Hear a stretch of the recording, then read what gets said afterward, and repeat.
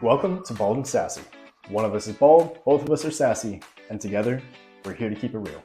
We love God, mentoring the next generation, and having a good time while tackling both the easy and hard topics with honesty and heart. So whether you're here for some laughs, inspiration, or just to hear what's on our minds, you're in the right place. This is Bald and Sassy.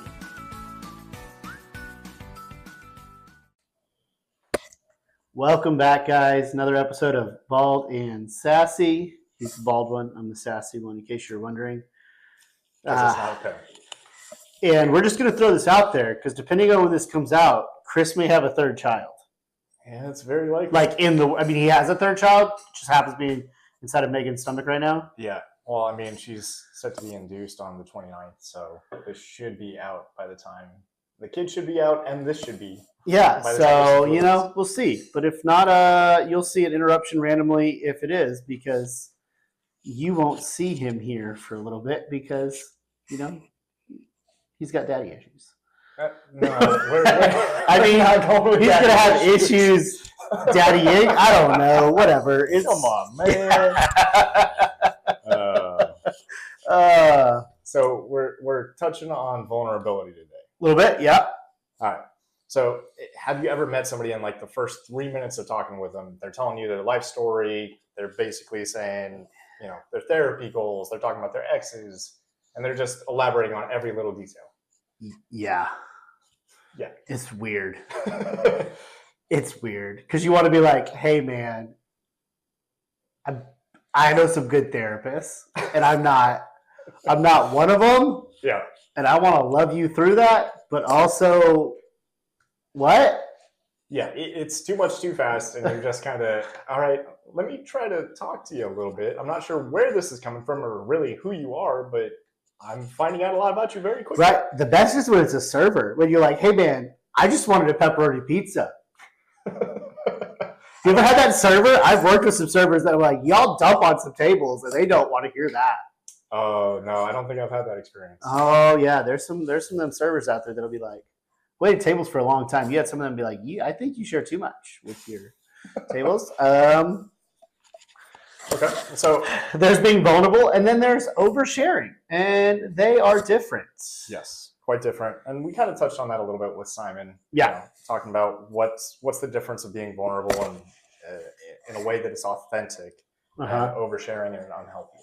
Yeah. Yeah. I think that's a hard line, right? Well, no, it's a soft line. It's a very fluid thing. And I think vulnerability is good, and oversharing can be detrimental and even manipulative at times. Yeah. Because you're almost trying to force something out of the other person that maybe they're not ready to, or maybe, you're not there in the friendship and they just have no idea what to do there. Yeah, I think we've all been in that circumstance that someone does something and you feel like when someone shares a lot in a way that you're like, I feel like you want something out of me because you shared this versus you shared this for us to become closer, right? Okay. In a healthy way. Right. So, I mean, let's go from there. Why does vulnerability matter so much? That's a big question. I mean, first of all, I think it's important to say vulnerability does matter, right? I think it does build trust, right? It's really hard to trust somebody you don't know. I mean, I could think of anyone I'm close to in my life. Like you have those friends that you're close with, you like that. But then there's definitely a time you're like, when you get to know someone, we talked about it some with Rhett and with Simon, that like when you really, the deepest level of vulnerability, I would say, is confession about stuff you're going through. But you go through that, and it's kind of like one of those, when someone's truly vulnerable with you, you're like, oh, this friendship is a real thing. Yeah. Like it's very important. I think it does help build connection. And then I think a huge one, especially in the walk, is accountability. Because if you hold me accountable to something I never told you about, it's calling me out on my dirty laundry. Yep. And I think accountability gets a bad rap. A lot of people, what they think accountability is me going to you, be like, hey, Chris, you need to be better at this. I'm going to hold you to a higher standard. And that's not what accountability is. What true accountability is me coming to you, being like, hey, man, here's what I want out of my life, and here's what I want to do, and here's where I struggle. Can you hold me to the standard I have set for myself? Yeah. And there's clearly distinguishing that it's about what you've already accepted and what you've kind of already set for goals for yourself. Exactly. Yeah. So accountability is a little different in that sense. Yeah. What are your thoughts? I mean, hold on, let me get it right close. Oh, that's a good one. Waterloo, not a sponsor. But if they want to, we're open. You love your fuzzy water. Spicy water. Spicy water, yeah. Fuzzy water is sound. I don't know. Not appetizing. Yeah, I was like, it's moldy water. Water should not be able to mold, man. Yeah, I think accountability is obviously very important. Vulnerability, I think it's spiritual healing in a way. Okay. When you're basically being vulnerable, you're doing something on the inside that is helping you get through something. Yeah. You're trying to get something out that has been bothering you, and you're healing something in your soul or your spirit. And I think that is one of the bigger parts about vulnerability for me. Yeah, I mean, I think you call him James. James, when he talks about confessing, right? In James 5:16, it says, "Confess to one another and pray for one another, so that you may be healed." Uh-huh. Like he's literally, and James is Jesus' brother, well, half brother. They don't share a dad. But he's letting us know, like, God created us this way to confess and be vulnerable with one another, because that's how we're healing. Like, if you find me anyone that's overcome any sin struggle in their life or something, or got better, I'll find you someone that has people around them helping them. Yeah, and I think Jesus modeled it really well, vulnerability, right? Like, so, I mean, when Lazarus died, everyone's favorite Bible verse, the shortest Bible verse ever, Jesus wept. It's funny because it's really short and super deep. Because it's not like he wept because he didn't know Lazarus was going to come back. Like, he was really good at weeping with people, but also he loved this man. And so it was that, and he talked, I mean, he would get tired. He would need to rest, which if you're claiming to be the Son of God, you'd think you wouldn't show that vulnerability, right? You'd be all strong. And then, like, even like in the Garden of Gethsemane, like, he went and asked his friends to pray with him. Like, those are pretty vulnerable. I mean, and that moments. hits everything on the head. You're talking about trust. You're talking about connection. Yeah. All of that is like prerequisites kind of to what is true vulnerability. Yeah. Okay. So in oversharing, what do you think that looks like as opposed to the vulnerability topics that we just pointed out? Yeah. So I think two things come into play with it can define something as vulnerability versus oversharing. I think one is relationship. If you don't have a relationship with that person, then like what's your goal? Like, why are you sharing this? Like, what's your like, if you share something with me, like, we've done life together, I've lived with you. You're over at my house with me. Like, I've been there for your kids. Like, you were a best man or a groomsman at my wedding. Like, we've done life. So sharing with us, like, we've built a relationship. Whereas if I go to someone on an unprompted conversation, that even if there's someone at church, like I've met once or twice, and just start dumping my everything I'm going through right now, like, what's my goal there? And not saying that I have a set goal. There's always one goal. Like, am I trying to show that I'm better? All these things, right? So I think there's that. I think the biggest thing is oversharing lacks wisdom. Okay. Whereas vulnerability is done from a wise thing, right? Like, vulnerability is brave, but it doesn't mean you don't have boundaries. And I think part of it is also, is it possible that you are putting a burden on this other person that isn't ready for that burden? Yeah, I think that's super important. Like, that's part of the relationship is, like, if I share something with you, I know it's something that you can handle. Like, it's, if like, I've been open on here that like I used to struggle with like pornography addiction, right? But who I share that with, that if you're someone that's like deep in the struggles of that in the moment, and I'm going through a struggling moment, there needs to be wisdom. Is that going to help you or hurt you? Yeah. And so like I think there's just wisdom throughout that. It's just like you wouldn't drink in front of a recovering alcoholic. Oh, I mean, knowingly.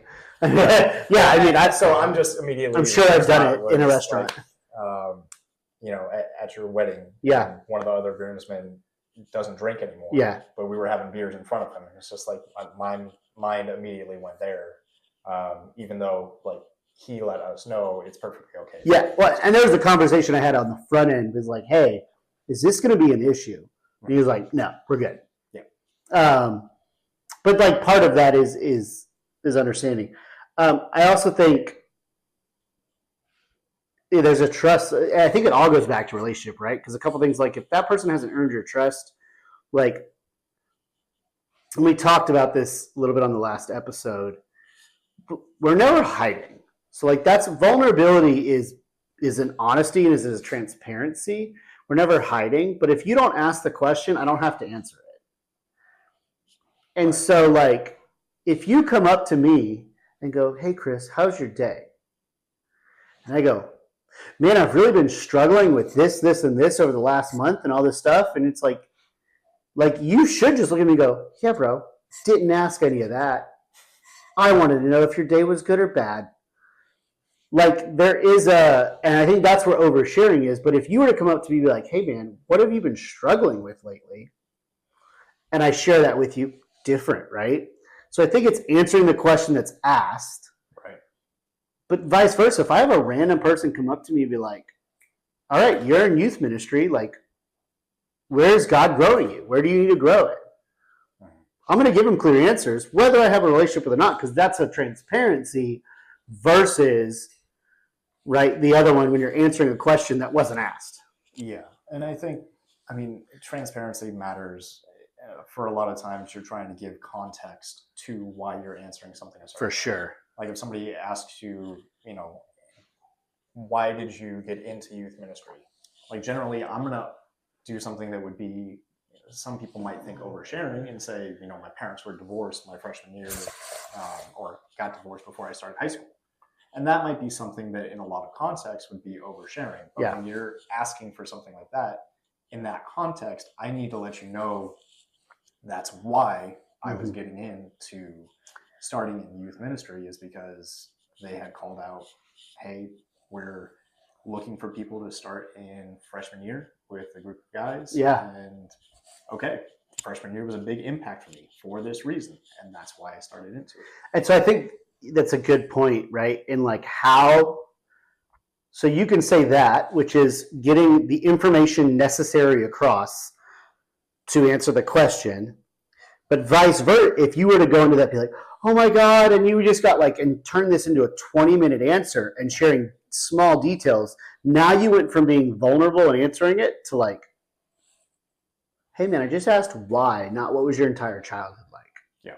Right. And so I think that there is that, like, say you have someone that's like, as an adult that's gone through like abuse or something like that. And like, this is why I got, you know, you could be like, man, I had a rough childhood and I really found youth ministry was beneficial to me. And so I decided to start volunteering.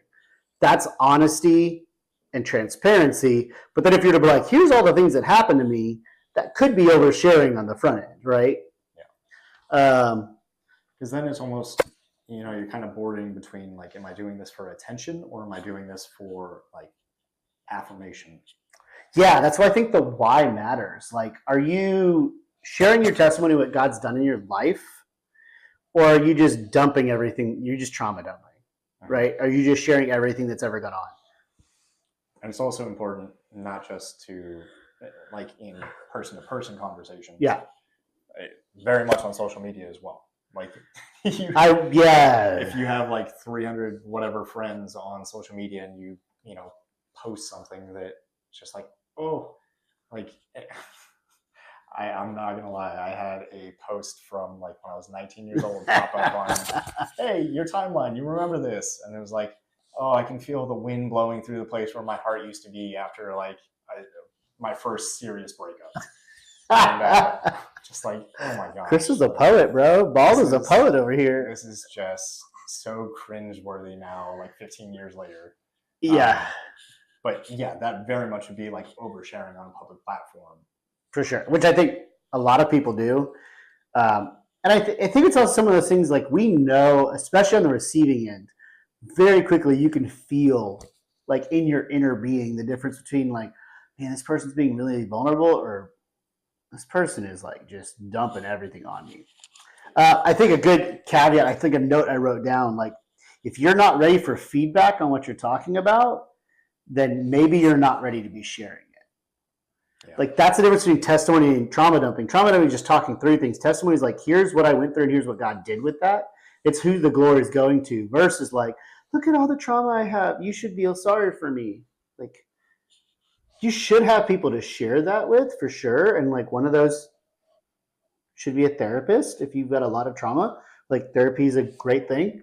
But like, it just keeps coming back to the relationship, right? Like if you don't have a relationship with someone, like you probably should do that. But even if you do, like if you were to come and be like, man, I'm really struggling with this, this, and this, like what should I do? And then I give you it and you're like, man, I didn't ask you. Well, okay, so you got to work through some things first. Well, and I think you keep bringing that up, but I think it's also important to consider the other side of this is if somebody is coming to you and they're sharing these things, they're clearly hurting. For sure. Like you need to have some grace for that person in the moment. Like you may not have future conversations like this, but you should take that moment and realize, hey, this person is actually discussing something with me. If I shut them out right now, there's a chance that they don't talk to anybody else about this. Yeah, and so I think there's that weird line on the listening end. You never want to shut someone down when they're oversharing per se. Because and maybe it's just because I have a face that people feel like they can talk to. I don't know. Sometimes I wish I didn't have it. Because I've definitely had servers that just come be like, oh man, and just start going through all this stuff. And you're like, Coke. I wanted a Coke. What? And so understanding that, but also I think, so there's two sides, right? Are you there on the receiving end? If someone is oversharing, you want to have a ton of grace. Like, I mean, we talk about all the time, you want to love people like Jesus loved people, like he was there for them. He understood the way they were going through it, and we're going to work through that. On the sharing end, you want to do have wisdom because not everyone has your best interest at heart. That's just, I hate to tell you, one of my favorite quotes, Jim Rohn. He says, there's only 5 bad people in the world. They just move around a lot. And I love that. It's a very optimistic mentality. It's like, people are like, oh, there's all these bad people. It's like, oh, there's only 5. They just move around a ton. But like, I can't agree with that. It's not actuality, but it's just like a funny, quippy, like positive mentality that like, but the reality is though, like not everyone has your best interest at heart. So like there is wisdom in sharing. I mean, Proverbs 4:25, right? Says, guard your heart above all else, for it is the wellspring of life. Like, you have to guard that. Once again, it doesn't mean hide things, but it does mean protect it. It has value, right? Yeah. You got to guard your heart. You have to be able to internalize some things, and you have to get to a point to be able to share. Yeah. You want to guard that. Especially as guys, like we talked about it with Rick, talked about it with Simon. Like it's not easy to open up and share deep things that truly hurt. Yeah. And so, I think it's important. And I think we come back to this, and it's relationship, right? Like build relationships. You build a relationship and then you're vulnerable versus building a relationship on vulnerability. Yeah, if that makes sense, right? You don't overshare to build the relationship. You build the relationship, and once you know that person is solid, then you strive to be as vulnerable as possible. Okay, so then I think this is kind of leading into how can we be wise when being vulnerable? Like, what are some things that we should take into consideration? Yeah. I think for me, one of the things that pops into my mind is, wow, I just lost all train of thought there. I mean, it happens. Just remember, people are listening. Yeah, I've just had so many things going on. Dude, he has a third child on the way, in case you're aware. Like, imminently on the way. Yeah. No, I think so. Why? I'll give you a minute, right? So, like, what's the difference? Why do we like, and how do we discern that? I think we talked about it before. Like, why are you sharing this? Like when it talks about building friendships, right? Are you sharing this because it's like, hey, we've been good friends, and I'm struggling with this, and I want you to help me with this, or am I sharing this with the intent to build the relationship? Like if that's, I want to manipulate you into being like, see, I've shared things with you. You should share things with me now. Versus I'm sharing with you regardless of what you share with me because I trust you, right? So the why definitely matters. I think another thing to look at, right? Like not to be tagliney, but are you healed or are you still bleeding? Yeah. Because obviously if you're still going through it, it's a really raw, you're going to have harder conversation from the other person. When it's something that is that difficult, you're going to be potentially crying. You're going to be, you could be venting about the other person rather than trying to think through it in a more logical sense. If you're looking at the other person to heal for you, that doesn't happen. No, yeah, there's some stuff like there's good sharing, but there's stuff you got to work on your own, right? Like that's like a good coach doesn't tell you what to do; they help you find the answer to what to do. Yeah. And then, like we talked about this relationship, right? Have they earned access to this level? Like, I'm pretty vulnerable with my story, but there's people that's close to me. Like, there's like finite details that like not everyone just needs to know. Now, once again, if you come up and ask me, like, what exactly? I'll tell you, man. I don't care. God is my defender. Like, no one scares me. Like, if I'm a Christian in 2025, I expect to be canceled at some point in my life. So, like, do it now, do it later. I'm going to heaven. Jesus loves me. I'm not really concerned with it. I'm just going to try to love people well. But, like, what is that? And then when we go back to the connection, right? Are we looking for connection or relief? Are we sharing for the sake of sharing just because I have to share this with someone? Or are we actually looking for improvement and connection and stuff like that, right? Yeah. And I think that is an important thing to distinguish. And I think one of the indicators of knowing when you're kind of ready to start sharing some of this with somebody else is, have you had prior discussions about like your history for things that have already healed? If you have already had discussions with somebody about, hey, yeah, my parents got divorced, and that's a little tidbit that they remember. Mm-hmm. And they kind of remember some of those prior discussions that you've had and have shown that they care, genuinely care. I think that opens up the door to being able to share more current things or more of your current struggles. Yeah, I think it's a journey. Even like I think we've grown relatively close as friends faster. Which as you get older, like when you're like 16, sometimes it takes like years to grow together. Like when you get older, you're like you grow a little faster, right? Like you're not. I ain't got 5 years to build a friend, man. Well, I mean, they kind of talk about that with husbands too. The wives meet and they're just like, I wonder if our husbands will get along. And then like the husbands meet and you're like football, beer. Yep, good. Let's go. Jesus. Yeah. All of a sudden they're better friends than the wives in like 10 minutes. It's great. Wives are just looking at them like, what is wrong with you two? Men were weird like that. Yeah. But I think that there's. Yeah, you've got to grow that, but you've got to get. But if all of our honesty and vulnerability have each other, if that was like week 2, it'd been really weird for both of us. Yeah. But it was like you give it in tidbits, and it's like opening, and it's almost like trusting. It's like, hey, can you? I mean, you think about the story of the talents, right? Where you gave them and they doubled it, and it's trusting that. So it's almost like you're giving someone, here's a little piece of information about me. Can I trust you with it? Yeah. And then how they respond is, okay, like we can do that. So there's like a lot of wisdom in how we do this. But you still have to give that first piece. Like that's the hardest piece to give. And I think it's also important when you're looking for people that you can start to share with. Yeah. You know, for us, it was we were in a group that we were helping to lead together.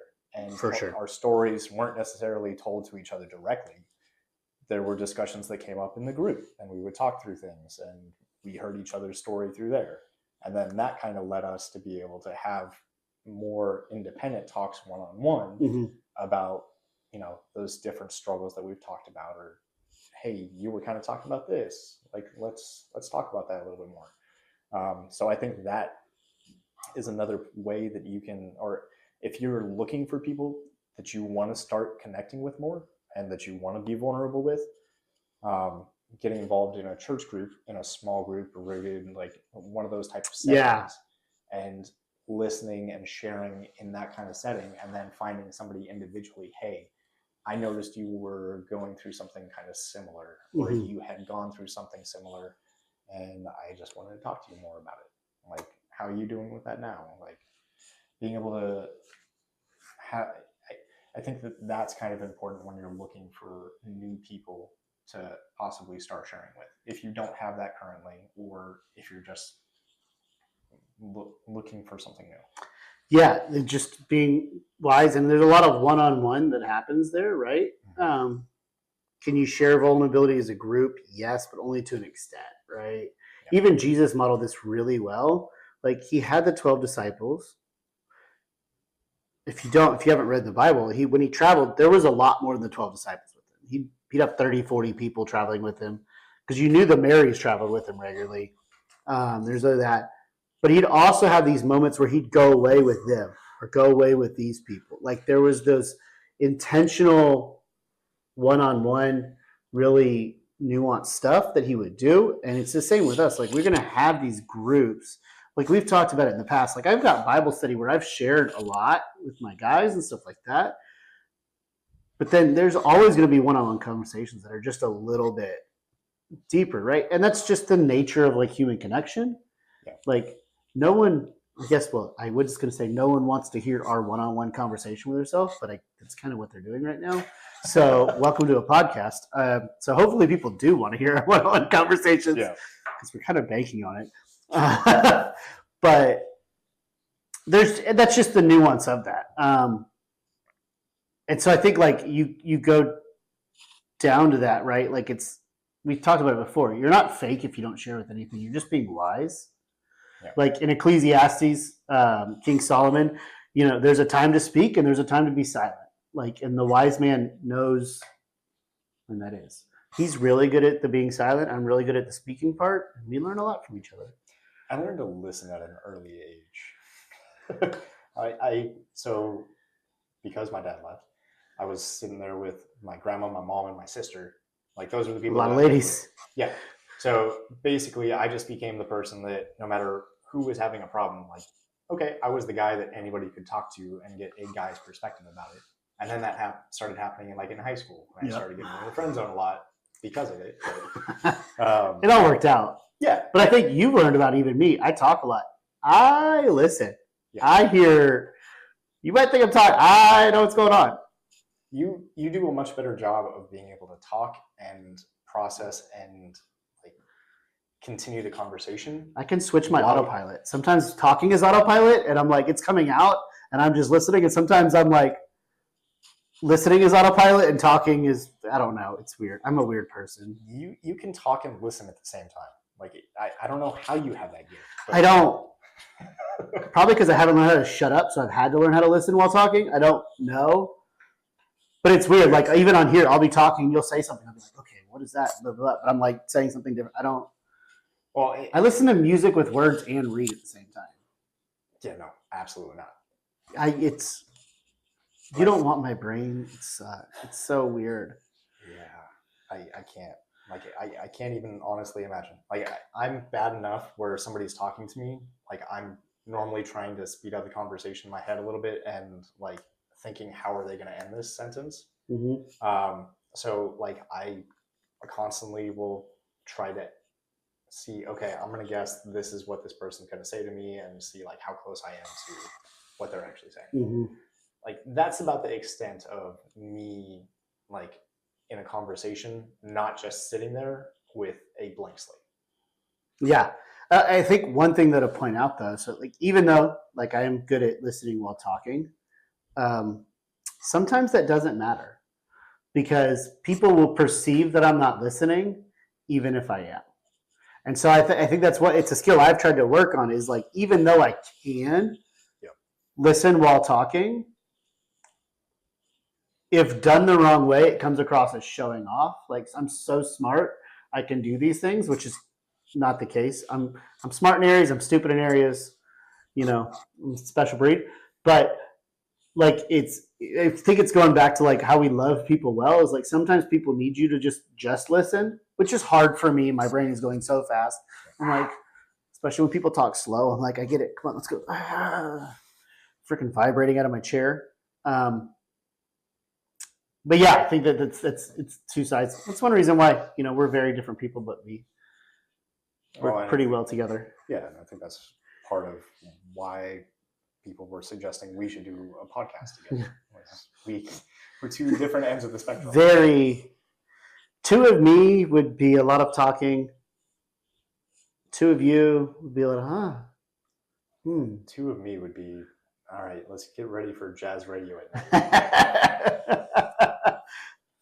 Or it might be like 8 minutes. Yeah. It'd be like, you think vulnerability is good? Yeah, I think it's going to be vulnerable. What about oversharing? Nah, that's a bad thing. All right, Jesus loves y'all. Y'all have a good. All right, with that, let's get our final thoughts. You know, so yeah, I guess kind of wrapping it up. Vulnerability, like right, like so sum it up. Vulnerability, oversharing, they're two sides of the same coin. Like being vulnerable is good. Scripture does call that to do that. I mean, like Jesus never overshared, but he never hid either, right? He spoke what he was needed in love at the right time, which should be our goal as well.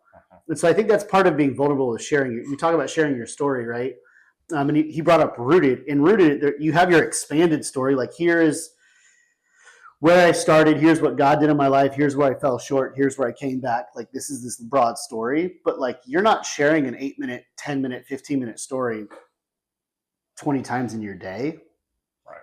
But there is like snippeting. But then it's also in that being wise of like, same thing with our students, right? Like we work with high school students. So there's things, if they were to ask us direct questions, we're going to be honest with them, but also oversharing with them can be extremely unwise because we're in our 30s. And so like some of the things we might have been through, like might not be wise to share to a 15-year-old, right? And so there's that. And I don't want people to confuse like being private with being dishonest, but also don't let being private keep you from true community. Because there's so often you get people that'll be like, oh, I just keep things to myself. Yeah, God would disagree with you. Like that's what the enemy wants you to think, right? And so like we do need to share, but there is wisdom in that. Yeah. It's find those people that, you know, are only looking in your best interest. Yeah. Like those are the people that you ultimately want to be vulnerable with. Yeah. If there's something you think that they have some kind of agenda in the conversation with you, then that's probably not somebody you want to be being vulnerable with or overshare. That's the wise. And on the flip side too, I would say don't overthink that too. Because there's some of y'all out there, and we all know those people that it's like they feel like everyone's got an agenda, so they don't share with anyone. Like I think I said it last time, like people I was like, what if they use it against me? Newsflash, if they're going to use the truth against you, they'll also just lie and use that against you. So like there is an aspect of that, of like this prompting that it's like, I feel like I'm being led and like God is your defender. So like there, you want to be wise with it, but also don't over index on the like, well, I don't know if they have my best interest, so I'm not going to share too much because then you end up just not sharing with enough people. Because no one always will have the exact same interest for you that you do or that God does, right? Like that's just not, it's not how that works. And that's where the individual healing also comes into play. Yeah. All right. Well, thanks, guys. Please like, comment, subscribe. Throw us anything, comments, DMs. Man, we love just some feedback. Anything you want to talk about, we are wide open. Don't be a stranger. Just be strange. All right. Peace out, guys. That is a sassy tagline.